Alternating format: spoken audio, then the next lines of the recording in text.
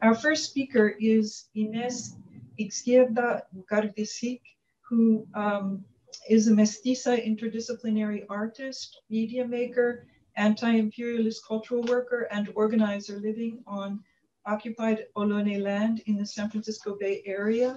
So Inés works with the urban indigenous-led Segurate Land Trust, leading decolonizing projects, documentation, creative work, and political education. Additionally, Inés is a part of an emergent network of grassroots projects queering relationships to land while building resources for unsettling and rematriation.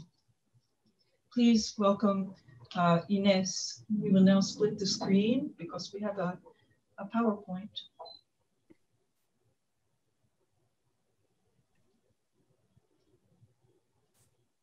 Did that work?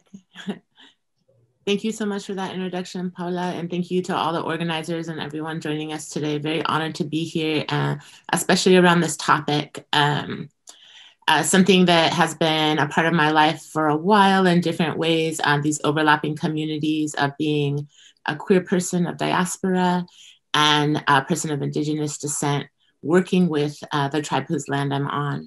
So I just wanted to open up, after sharing gratitude for our organizers. And what I'm going to do today is talk a little bit about the two projects I'm a part of. One is Mugwort's Queer Cabin Collective, and one is Segurate Land Trust. And those two projects are coming together.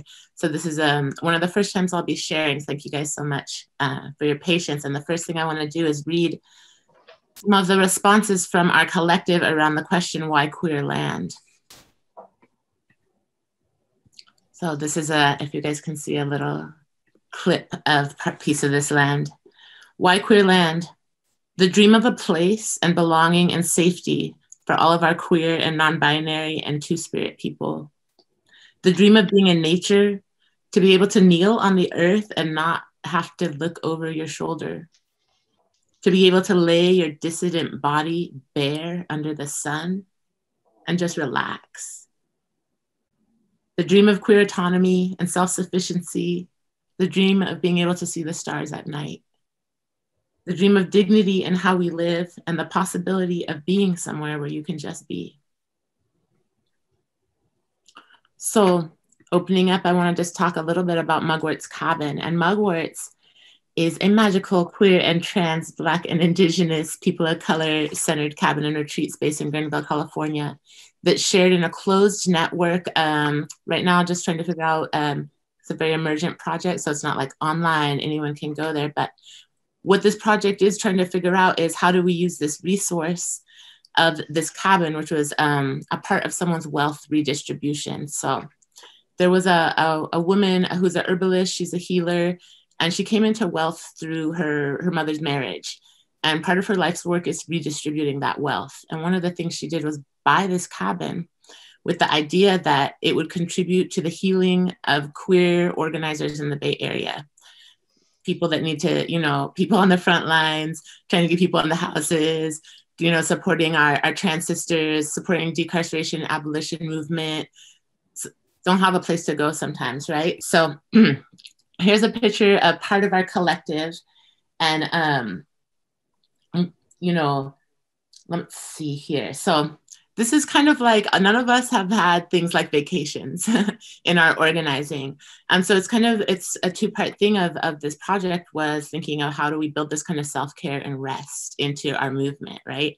And if you look at this picture, you can see all of us most of us are queers of color, queers of diasporic origins. We have folks coming from Armenia, folks coming from Hawaii. And as we came together around this idea of like a queer land, we really started to have to reckon with this is actually indigenous land, right? Whose land are we on? And with so many sub groups in struggle, land and the idea of access to land and an actual place is a source of safety and possibility for us. But at the same time, we're beginning to reckon with what does it mean to be on stolen land? How do we even navigate settler colonialism as we dream of future when the very foundation of all of our projects is this theft? So let's see.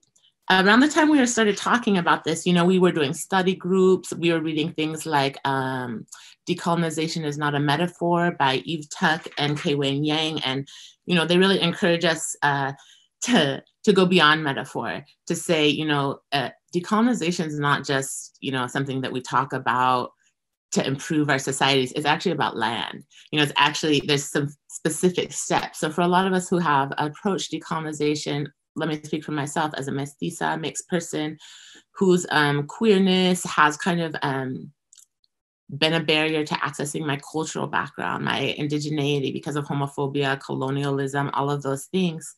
You know, spaces held by queer people were safer spaces for me. And so I really wanted to connect with those. But that question of how do we go beyond metaphor is something we're really trying to navigate now. And one of the very first things that came up in our encounter with this idea of coming together with Sogorea Land Trust, a local Indigenous women-led land trust, was, I don't know if you guys remember my first title here, instead of Queer Projects on Indigenous Land, right? So in our very first meeting, you know, we were coming up, queer land projects this, we're part of a queer land network, queer land that, and you know, even I myself from Indigenous descent. And the conversation, one of the first conversations was, it's Indigenous land. And so our very simple structures as to how do we say now queer projects on Indigenous land, not queer land projects, right? And so that might seem like a small shift, but you would be surprised at some of the shift back. Oh, it's longer. It's a longer to write. Just little things of, where's that resistance? Why does that come from? So I had worked with the founder of Sogorea Land Trust since I moved into this occupied territory. I worked in American Indian education programs, and Sogorea is an urban Indigenous women-led land trust founded by Karina Gould, LaShawn Aloni, we are on her ancestral territory here in the Bay Area, and Janella LaRose, Shoshone Bannock tribe, relocated to the Bay Area. And I'm just gonna do a really quick crash course here, because if you're not familiar, the state of California is legally founded on genocide. So there are no state recognized tribes here, and which means that there is no way for tribal people to access land, right? And so as the .com era hit the Bay Area and there was massive amounts of development, what happened was they started hitting the Indigenous burial sites in our area and digging those up. And Karina and Janella started organizing around that to try and preserve those sites. It was about 25 years ago. So here's a picture of one of the sites, the West Berkeley Shell Mound, that was decimated. And here's a picture of when Karina and Janella were in the 90s, about 10 years into these shell mound walks. And what they did is they walked to every burial site in the Bay Area and they prayed there. And they started to try and bring back the name of the Indigenous people whose land we are on, who'd basically been forgotten. But they were still here, of course. They've been here since the beginning of time. And one of those sites was called Sogorea. And what ended up happening at Sogorea is in trying to save this place, they took it over for 109 days. They started an encampment there to protect that site. And working with some other tribes, they were able to hold it and to keep it from development. So that site exists, Sogorea in Glen Cove. It's a sacred site of the Ohlone people. And in this process, what Karina and Janella, our founders, were saying is, you know, we need something else, another vehicle for holding land for those of us that don't have federal recognition, whose tribes are not recognized in that way. What do we do? And so they came up with this idea of the land trust. And so this picture here I'm going to share with you is one of the first lands that was returned to Indigenous care in our territory. Just this little tiny corner where the circle is a 1/4 acre. And it's in deep East Oakland. You can see in this picture, there's the highway, there's a culvert there that's cemented over, there's like a car lot next door. But this is on the ancestral creek of the tribe whose land we are on. And our founder, Karina Gould, lives less than a half mile from this site. So the people who were working on this land had gone to Standing Rock, which was an Indigenous-led resistance camp. And when they were there, they said, you know, we're so moved by this work. What can we do? And the elders, the Indigenous elders at Standing Rock said, go back to where you are and work with the Indigenous people there. And so they opened up this land and allowed we started building an arbor there. It's the first arbor in the territory in 250 years. So when you think when California was founded and the state put out the call to decimate indigenous people, they took out all the arbors, they took out the ceremonial spaces when they dispossessed the people of their land. And so it was very special, very important that the first land have this built on it. And so this is Janella here demonstrating the what a model of it is. I'm gonna click through some of these because I'm not actually keeping track of time. So am I doing okay? I have a couple more minutes. I'm just gonna click through some work pictures and then come to the end of this piece. So as they've been working on this land, there's been a call out for people from all communities to come and work with us. And we're in the city now, and in Oakland, not only is the original tribe of this land still here, but from all over the country, indigenous tribes were, they were just basically dissolved by the federal government, and people were sent to cities. So the Bay Area actually has one of the highest populations of intertribal indigenous people in the entire country, second to Los Angeles. And so now in this territory are indigenous people of all backgrounds, from all over. And so part of this vision is, where do we have a land base for this population, this group of people that lives here now? And these are our founders as the arbor was being built, and you can see on their shirts, rematriate the land. So this is one of the shirts that I made. And I just want to talk a little bit about rematriation and this word and this play on it. And here we have the definition: to restore people to their rightful place in sacred relationship with their ancestral land. And obviously, you know, it's a play, it's a feminist matriarchal play on repatriation, which a lot of times is now being talked about as like, you know, the return of all these stolen and plundered cultural items back to their people, right? So we're taking that and we're making sure that we know that this is a women-led, matriarchal, anti-patriarchal movement, the return to land. That's essential. Click through a couple more pictures. Some of the things we've been able to do is return to some of those ancestral practices. Here's our team out there harvesting soap root in one of the local parks that's opened up their access to the tribe. And that may seem like a small thing, but to do something like this, to weave tule mats, you can't do that if you can't access tule, right? And so a lot of our parks that are public parks, you're not allowed to gather there, even if you're indigenous. So part of our work has been creating some of these agreements to kind of undo the privatization, to start to unsettle some of those pieces. These are some of the other garden pictures from Sogorea Land Trust. Just keeping in mind that this is the middle of a city, the Bay Area. We have these little plots of garden, bringing back the indigenous and natural plants of the area, coming back, making medicines.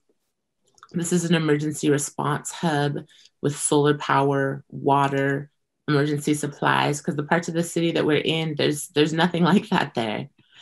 And really quickly, the last thing I wanted to talk about is, oh wait, not quite. So one of our ways that our work is funded is by a voluntary tax, which asks settlers to recognize there's a financial benefit to the legacy of colonization. And if you have benefited from that, think about how you can give back to support indigenous people now. So on our website of Sogorea, we actually have a calculator where you can just put in, I'm a renter, and it will suggest to you, this is what you could contribute. One of the pieces I wanted to talk about in this relationship between Sogorea and mugworts is reciprocity. So one thing that's been happening is folks that have skills there have been working with Sogorea, and Sogorea has been going to the cabin and sharing in that land. And so, for example, the founder that had bought it is an herbalist. She's been helping us do medicine making on the land. So we have a store of medicines now. This is a picture of all of us gathered there at the land at one of our workshops, and we're doing a chainsaw workshop. So some of the folks that had access to queer land projects that were more established and had those skills came down, and they taught our younger folks how to use chainsaws when we need to take a tree down.